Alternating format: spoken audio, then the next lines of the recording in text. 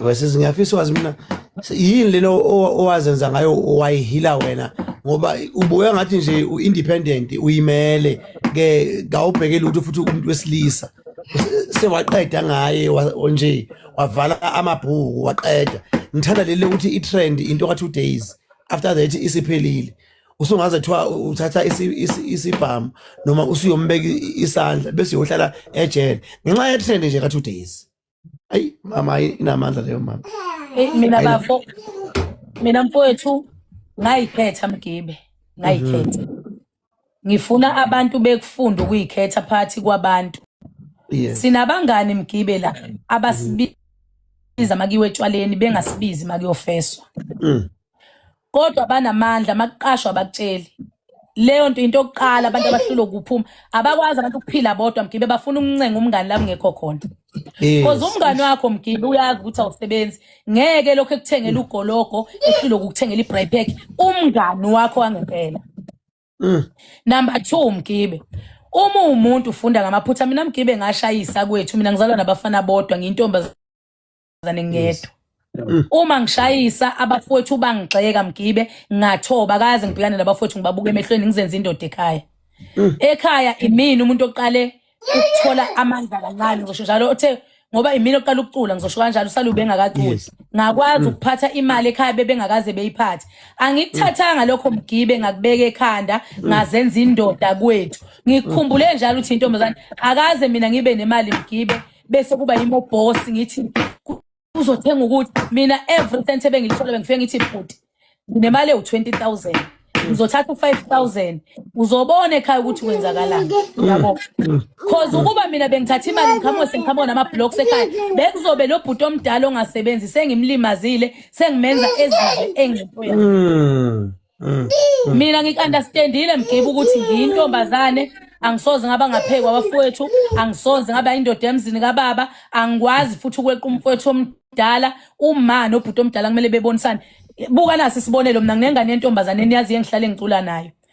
Ithemi ingene ithomba ngafonela ubhuti fast bafo sekwenzeke njalo.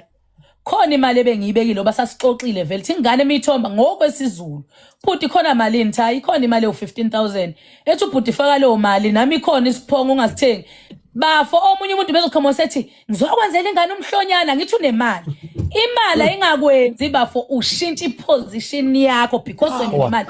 Ngoba kusasa imali izophela. Kumele ubuyele down kuyiposition yakho vele okuyiyona yona. Ubona imndeni eminingi ingezwani bafo ithina amantombazane and asifuna ukutshela sizenza amadoda emzini yobaba. Thina into esibanga nabafowethu sifuna ukufaka amadoda emzini yobaba. Uthi umbuzo wenkabi yami ungalala kanjani indoda ukhalela kushiswa khona impepho egcekeni nginendle yangenhla ulalo umfana kwenu lana enhla kwesibaya sika baba wakho nomkhulu wakho kufika idalo ifica indoda engalobole ekhaya even ikudala Mgibe besiqoma ngamaduku kodwa besingaqhethwe egcekeni ngeke umisa amadolo besikhethwa kubo kweqhikiza even ikudala ubuphuma intombazane uyofunda imisebenzi yala uzogana khona uyaphi umfana uzofunda noba wena uzofunda inqubo mpilo yalawo yoganela khona bese siyaqala futhi sixabane nobhuti bethu sixabane ethi basitshela iqiniso siphinde sizale enkabi yami sizalela emakhaya njengoba ngizele Yes angalenzi iqiniso ubaba wengane kodwa mangilwa nabafowethu ngithatha ingane engingabatsheli awuyithatha ingane ucela kobhuti bakho ubaba wengane uyafona bese uyoguqa kumfowenu ubaba kabani ubecela ingane imvakashele ebuza ubhuti izobuya nini ngoba umshana wala ekhaya ngoba izibiza la ekhaya ngoba ugadwe isidalwa sala ekhaya. Bese uyasho bese iyahamba ingane uyibuyisa ingane usho futhi ibhuti nansi ingane ibuyile. Kuzoba nansi enye into elimaza abantu. Osisi ingane zabo bayibizele endlini zabo ngoba osisi banamalawo ekhaya. Idlidla ingane iphuma isidlile ingane yomfowabo abayidlile. Alingeze ukubumbana ke futhi ikhaya mali njalo. Lalela ke Mgibe. Isidalwa bese siyadinwa ngoba ekhaya kunomsindo masifika silethe inhlanhla ukuthula kukho bese sivula umkhokhe egcekeni.